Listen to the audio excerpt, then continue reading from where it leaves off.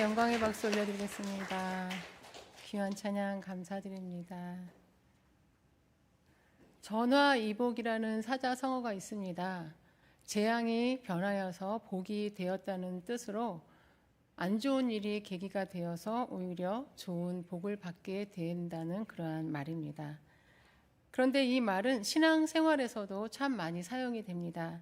우리 그리스도인들은 힘든 일, 또 고통스러운 상황을 통하여서 하나님의 은혜를 경험하고 신앙적으로 더욱 성숙해지기 때문입니다. 더 나아가서는 고난이 아니었으면 하나님의 은혜를 깨닫지 못했을 상황, 고난이 아니었으면 받지 못했을 복이었을 것이라고 여겨지는 일들이 많이 있습니다. 하나님을 믿는 믿음 안에서는 고난을 겪고 난 후 전화이복이라는 단어를 많이 사용하게 됩니다. 오늘 시편 기자도 그런 고백을 하고 있습니다. 71절을 함께 읽어보겠습니다. 고난당한 것이 내게 유익이라 이로 말미암아 내가 주의 율례들을 배우게 되었나이다. 아멘. 오늘 시편 119편의 저자 또한 고난이 오히려 자신을 유익하게 했으며 고난을 통하여서 주의 율례들을 배우게 되었다고 고백을 하고 있습니다. 시편 119편의 저자는 확실하게 알려지지는 않았습니다. 본 시의 내용에서 발견되는 탁월한 문체와 또 말씀에 대한 깊은 신뢰가 담긴 내용들과 또 다윗이 사울에게 쫓겨다닐 때 그리고 압살롬의 반역에 대한 내용이 몇몇 절에 나오는 것으로 보아서 다윗이 지은 것으로 추정하는 견해도 있지만 그렇게 보기에는 또 다른 정황들이 나오기 때문에 많이 그 견해를 받아들이지는 않고 있습니다. 다윗이 저자일 수도 있고 아닐 수도 있는 이 시편 119편에서 71절의 이 고백은 그 누구보다도 이 시인은 고난을 많이 겪은 사람이었고 또 그 고난을 통해서 하나님의 인도하심과 보호하심과 하나님의 사랑을 경험했기 때문에 그 누구보다 하나님의 말씀을 사랑하게 된 사람으로 보입니다. 그래서 오늘 말씀에서처럼 고난당한 것이 내게 유익이라 이로 말미암아 내가 주의 말씀을 배우게 되었다라고 고백을 하고 있는 것입니다. 하지만 고난당했다고 해서 다 하나님을 더 깊이 만나고 또 고난당했다고 해서 모두가 하나님의 뜻을 깨닫고 또 고난당했다고 해서 모두가 하나님을 신뢰하며 찬양하는 모습으로 있지는 않습니다. 고난을 통해서 오히려 시험을 당하고 교회를 떠나버리는 사람도 있고 또 고난을 통해서 하나님을 원망하면서 매일 절망의 자리에 있는 사람도 있습니다. 인생을 살아가면서 우리가 고난을 당하지 않을 수는 없습니다. 그것도 한 번이 아닌 여러 굴곡이 있기 마련입니다. 하나님을 믿는다고 해서 또 신앙이 좋다고 해서 예외가 되지는 않습니다. 중요한 것은 고난이 왔을 때 그것을 어떻게 받아들이냐 그리고 또 어떻게 보느냐에 따라서 하나님을 원망하는 사람이 되느냐 하나님을 더 신뢰하고 그 말씀을 사랑하는 사람이 되느냐가 결정이 되는 것입니다. 고난을 겪을 때 우리는 오늘 본문 말씀의 시인과 같은 고백을 할 수 있어야 할 것입니다. 고난을 여러 차례 겪은 시인은 고난을 통해 많은 것을 깨달았기 때문에 오히려 고난이 자기에게 유익한 것이라고 여기며 고난 때문에 하나님의 말씀을 배우게 되었다고 고백했던 것입니다. 그렇다면 시편 119편의 시인은 고난을 통해 무엇을 깨달았을까요? 이 시간 본문 말씀을 살펴보면서 우리도 시인과 같이 고난을 통해서 하나님의 뜻을 깨닫고 고난당한 것이 내게 유익이라 이로 말미암아 내가 주의 율례들을 배우게 되었나이다 고백할 수 있게 되시기를 바랍니다. 시인이 고난을 통해 깨닫게 된 것은 첫 번째로 하나님은 고난을 통해 우리를 가르치신다는 것을 깨달았습니다. 66절을 함께 읽겠습니다. 내가 주의 계명들을 믿었사오니 좋은 명철과 지식을 내게 가르치소서. 아멘. 시인은 하나님께서 고난을 통해 자신을 좋은 명철과 지식으로 가르치신다는 것을 깨달았습니다. 그래서 어떤 상황에서도 하나님의 말씀을 붙잡고 하나님이 가르치시는 좋은 명철과 지식을 배우기를 기도했습니다. 여기서 명철은 도덕적인 가치를 판단하는 능력, 그리고 옳은 것을 분별하는 분별력을 말하고, 또 지식은 참된 통찰력을 가진 지식과 이해력과 지혜를 말합니다. 고난을 통해 하나님의 가르침을 받았던 시인은 여전히 하나님의 말씀을 믿고 좋은 명철과 지식으로 자신을 가르쳐 달라고 기도하고 있는 것입니다. 시인의 고백처럼 우리는 고난을 통해서 배우는 것이 많이 있습니다. 아무것도 모르는 어린 아이들도 아픔을 통해서 배우는 것이 많은 것과 같습니다. 어린아이가 뜨거운 것을 만져보고 대어보아야 함부로 만지지 않게 되고, 또 넘어져 봐야 조심하게 됩니다. 또 언제나 나를 사랑하고 받아주는 엄마에게 무조건 가지고 싶다고 떼를 쓰고 울었을 때에 단호하게 거절을 당하는 그러한 경험을 해보면서 엄마가 나를 사랑하지 않나 속상하기도 하지만, 그 경험을 통해서 이렇게 하면 안 되는구나라는 것을 배우게 됩니다. 하나님은 고난을 통해 우리를 가르치십니다. 고난 속에서도 여전히 하나님의 말씀을 믿고 하나님의 가르침을 구할 때 우리는 좋은 명철과 지식을 배우게 될 것입니다. 시편 23편을 지은 다윗은 소년 시절 목동에서부터 하나님의 가르침을 받았습니다. 양을 치는 일은 참으로 고독하고 때로는 두려운 일이었습니다. 그 광활한 초원에 자신과 양들밖에 없었습니다. 매일 양들과 지내고 양들과 대화하고 양들과 자고 지내면서, 또 양을 노리는 짐승들이 언제 나타날지 몰라 항상 긴장하고 있었습니다. 어린 나이에 그 일을 할 때 다윗은 매일 하나님의 말씀을 묵상하고 찬양하면서 하나님이 자신을 이렇게 고독한 일을 하게 하신 그 뜻을 생각하고 또 기도하면서 모든 일을 포기하지 않고 잘 감당했습니다. 그리고 자연의 섭리 속에서 양들을 돌보고 지키는 일을 통해서 통찰력 있는 지혜를 배웠습니다.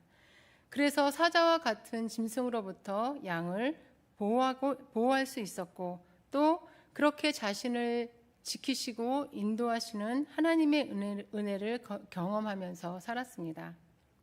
그렇게 양치는 일을 통해 하나님의 가르침을 받았던 다윗은 자기보다 월등하게 크고 힘이 센 골리앗도 물리칠 수 있었고, 그리고 고통의 순간, 위기의 순간에서도 하나님은 나의 목자시니 내게 부족함이 없다라고 고백하는 시편 23편도 기록할 수 있었습니다.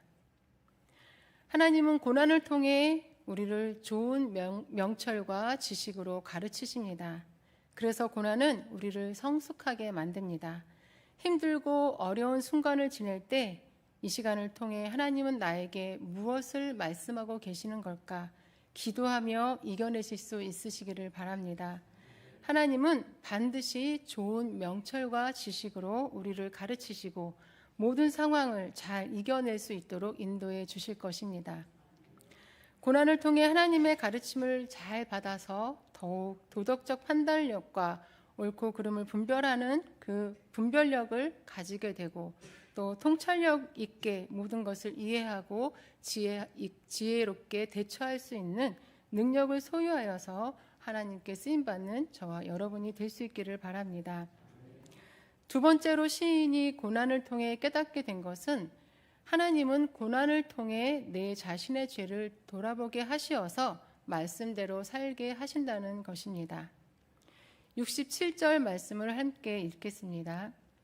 고난 당하기 전에는 내가 그릇 행하였더니 이제는 주의 말씀을 지키나이다. 아멘. 이 말씀 앞부분을 역으로 말하면 내가 그릇 행하여서 고난을 당했다는 말이 됩니다. 시인은 자신에게 고난이 닥쳤을 때 자신의 삶을 돌아보니 그릇된 삶을 살고 있었음을 깨닫게 되었습니다. 그래서 회개하고 돌이켜 이제는 주의 말씀을 지키게 되었다고 고백하고 있습니다. 다윗 또한 그런 경험을 했습니다. 다윗은 자신이 밧세바를 범하고 밧세바가 임신했다는 사실을 알게 된 후에 그 수치를 덮기 위해서 계획적으로 우리아를 죽게 했습니다. 그리고 아무도 모를 것이라고 여기면서 아무 일도 없었다는 듯이 지내고 있을 때에 하나님은 선지자 나단을 보내어서 그의 죄를 드러나게 하시고 또 앞으로 밧세바를 통해 낳을 아이는 죽게 될 것이라는 예언을 듣게 되었습니다.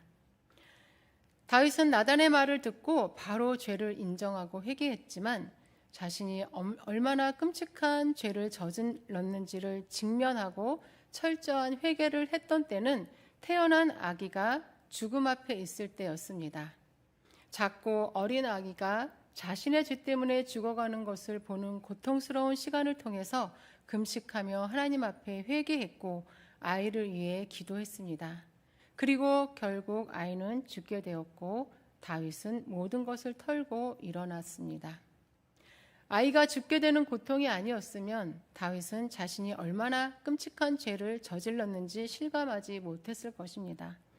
하나님은 다윗에게 고난을 허락하시면서 다윗이 자신의 죄악을 직면하고 철저하게 회개하게 하여서 이제는 하나님의 말씀을 지키며 살게 되기를 원하셨던 것입니다. 그리고 다윗은 그렇게 회개한 후 더욱 하나님의 말씀을 붙잡고 하나님의 뜻을 따라 살아서 훗날 하나님 마음에 합한 자로 많은 사람들에게 인정을 받게 되었던 것입니다. 우리는 고난을 겪을 때 내 자신을 돌아보아야 합니다. 고난이 오게 된 원인을 주변과 또 남의 탓으로 돌려서는 안 됩니다. 말씀의 거울로 나를 비춰보아야 합니다. 다른 사람은 하나님께 맡기고 내가 범죄한 일들이 없는가 돌아보고 하나님 앞에 기도하며 나를 점검해야 합니다. 그래서 그릇 행한 것들이 있었다면 철저하게 회개하고 이제는 하나님 말씀을 지키며 살기를 결단해야 합니다. 그것이 고난을 통한 하나님의 뜻입니다. 마지막으로 시인이 고난을 통해 깨닫게 된 것은 하나님은 고난을 통해 하나님을 신뢰하게 하신다는 것입니다. 68절을 함께 읽겠습니다. 주는 선하사 선을 행하시오니 주의 율례대로 나를 가르치소서. 아멘. 고난을 겪은 시인은 하나님은 선하신다는 확신을 가졌고 하나님은 선을 행하시는 분이라는 신뢰를 가지게 되었습니다. 고난이 오면 우리 그리스도인들은 가장 먼저 기도를 하게 됩니다. 하나님 앞에서 간절한 마음으로 나아가게 됩니다. 고난 중에 드리는 기도는 가장 진실하며 그 기도 시간은 하나님과 깊이 만날 수 있는 시간입니다. 고난 가운데 드리는 간절한 기도를 하나님께서는 다 들으시고 내가 다 알고 있고 보고 있다. 내게 맡겨라. 내가 선한 길로 인도할 것이다 라고 우리에게 음성을 들려주십니다. 그리고 우리는 그 음성을 통하여 참된 평안과 위로를 받게 됩니다. 그 위로와 평안은 문제 해결에 있지 않고 하나님이 절대로 나를 버리지 않으시고 나와 함께 하신다는 그 사실에서 오는 것입니다. 끝내 문제가 해결되지 않아도 하나님은 결국 나를 선하게 인도하실 것이기 때문입니다. 성경에서 고난하면 떠오르는 대표적인 인물이 있습니다. 바로 욥입니다. 욥의 고난은 쉽게 다룰 수 없는 고난입니다. 너무나 힘들고 고통스럽고 슬프고 정말 고난의 종합 세트라고 말할 수 있을 정도로 엄청나게 큰 고난이었습니다. 끝이 있기는 할까 싶은 욥의 고난도 끝이 있었습니다. 그리고 고난을 통해 욥은 귀로만 듣던 하나님을 눈으로 보게 되는 은혜를 입게 되었습니다. 다윗도 고난을 통해 하나님은 선하시며 하나님이 행하시는 모든 일은 선하시다는 확신을 얻게 되었습니다. 아들 압살롬의 반역을 피해 예루살렘에서 도망하여 바후림에 이르렀을 때 사울의 친척 시므이를 만났습니다. 시므이는 사울 왕의 아들 이브보셋과 사울의 군대 장관이었던 아비새를 다윗이 죽였다는 오해를 하고 있었습니다. 그래서 다윗을 보자마자 저주를 하고 돌을 던지며 가라고 소리를 질렀습니다. 다윗은 아들 압살롬의 반역을 피하여 도망하는 중이었는데 이 도중에 이렇게 억울한 일을 겪었을 때 너무나 당황스럽고 참담했을 것입니다. 이것을 본 다윗이 누이 스루아의 아들 아비새가 분노하여 시므이를 죽이겠다고 하자 다윗은 이 모든 일이 하나님께 속해 있음을 말하며 내버려 두라고 했습니다. 그리고 그는 혹시 여호와께서 나의 원통함을 감찰하시리니 오늘 그 저주 때문에 여호와께서 선으로 내게 갚아주시리라 라고 말하며 하나님을 신뢰하며 하나님께 모든 것을 맡겼습니다. 다윗은 많은 고난을 겪으면서 하나님은 선하시다는 것과 그의 행하시는 모든 것이 선하시다는 것을 보고 직접 경험을 하였습니다. 그래서 어떤 고난과 참담한 상황 속에서도 쉽게 분노하지 않고 원망하지 않았습니다. 끝까지 하나님의 선하심을 확신하고 하나님의 행하심을 신뢰하며 하나님께 맡겼습니다. 하나님은 고난을 통하여 우리가 하나님을 더 깊이 알게 하시고 신뢰하게 하십니다. 그 사실을 기억하시면서 고난 속에서도 하나님을 끝까지 신뢰하며 하나님의 선하게 행하실 일들을 기대하며 끝까지 견디고 승리하시는 저와 여러분이 되시기를 바랍니다. 1990년대에 기독교 서적 가운데에 베스트셀러였던 오카는 목사님의 저서인 고통을 다루시는 하나님의 손길이라는 책이 있습니다. 이 책은 힘든 일을 겪는 많은 사람들에게 큰 도움을 준 책이었습니다.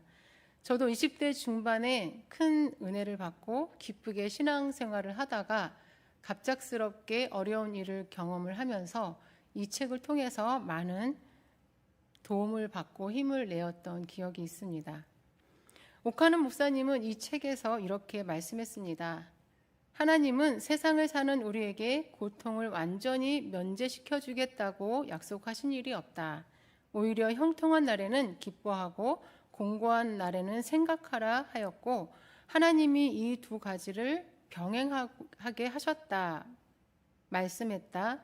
그러므로 우리가 눈을 돌려야 할 대상은 고통 그 자체가 아니라 고통을 다루시는 하나님의 손길에 있다. 우리가 번민과 불안에서 벗어나지 못하는 근본 원인은 고통이 주는 독소 때문이 아니라 고통을 다루시는 하나님의 손길을 보지 못하는 것이다. 그리고 오카는 목사님은 고통은 변장된 축복이라고 말씀하셨습니다. 하나님은 우리의 고통스러운 고난의 시간까지도 다스리시는 분이십니다. 그 고난을 통해 우리를 하나님의 복을 누리며 사는 사람이 되게 하십니다. 돌아오는 주일은 총동원 주일입니다. 초대교회 때 안디옥 교회는 착한 행실과 말씀을 지키며 사는 성도들의 모습을 보고 세상에 믿지 않는 사람들은 그들을 그리스도인이라는 별명을 붙여주었습니다. 그리고 그 사람들의 행실을 보고 많은 사람들이 교회를 찾아왔습니다. 안디옥 교회 성도들의 삶의 모습이 많은 사람들을 구원의 길로 인도한 것입니다. 세상 사람들은 고난 가운데서 기뻐할 수 없고 감사할 수 없습니다. 그러나 고난을 겪으면서도 낙심하지 않고 여전히 동행하시는 하나님께 감사하면서 겸손하게 하나님의 가르침을 받고 또 우리의 그릇된 모습을 인정하고 돌이켜 여전히 말씀을 지키려고 애쓰며 사신다면 우리의 모습을 통해 세상 사람들은 우리가 믿는 하나님을 궁금해하고 알고 싶어 할 것입니다. 힘들고 어려운 시간을 보낼 때 우리는 그 모든 것을 다루시는 하나님의 손길을 바라보시면서 고난 가운데 하나님이 주시는 위로와 평안과 기쁨을 경험하고 증거하시는 저와 여러분이 되시기를 바랍니다. 그래서 우리를 통해 교회를 다시 찾는 사람들이 많아지게 되기를 소망하며 승리하시는 저와 여러분이 되시기를 바랍니다. 오늘 시인의 고백처럼 하나님은 고난을 통해 우리를 좋은 명철과 지식으로 가르치시는 분이심을 알게 되었습니다. 그리고 고난을 통해서 우리의 그릇된 삶을 깨닫게 하셔서 하나님은 다시 말씀대로 살 수 있도록 우리를 인도하시는 분이십니다. 하나님은 고난을 통해서 하나님은 선하시며 그의 행하시는 모든 일이 선하다는 것을 경험하게 하셔서 하나님을 우리가 더욱 신뢰하게 하시는 분이십니다. 그 모든 것을 경험한 오늘 시편의 시인은 마지막 71절과 72절에서 이렇게 고백을 합니다. 함께 읽겠습니다. 고난당한 것이 내게 유익이라. 이로 말미암아 내가 주의 율례들을 배우게 되었나이다. 주의 입이 좋으니이다. 아멘. 지금 고난 가운데 계십니까? 그 고난 가운데서도 고통을 다루시는 하나님의 손길을 바라보시면서 그 고난을 통해 주의 말씀을 배우게 되는 우리 모두가 되었으면 좋겠습니다. 고난은 나에게 큰 유익이라고 고백하는 저와 여러분이 되시기를 간절히 바랍니다. 이 시간 말씀을 생각하시면서 함께 기도 드리시겠습니다. 하나님, 우리가 이 땅에 사는 동안 순탄하지 않은 일을 많이 겪게 됩니다. 고난도 다스리시는 주님, 고난을 통하여 우리를 가르치시고 그릇 행하는 우리를 말씀으로 인도해 주시며 고난을 통하여 우리를 깊이 만나 주시고 우리가 하나님을 더욱 신뢰하게 하시는 그 은혜 안에서 고난의 시간을 주님과 함께 말씀 안에서 보내고 결국 고난이 나에게 큰 유익이 되었습니다. 고백할 수 있는 우리가 될 수 있게 해달라고 말씀을 생각하시면서 기도하시고 또 우리 수유동 교회와 원로 목사님, 담임 목사님, 모든 항존 직분자들과 각 부서를 위해 기도하시고 또 이번 주일에 있을 총동원 주일을 위해 기도해 주시고 또 나라와 곳곳에 어려움에 처한 상황들을 생각하시면서 이 시간 주여 한번 부르시고 통성으로 기도 드리시겠습니다. 주여, 하나님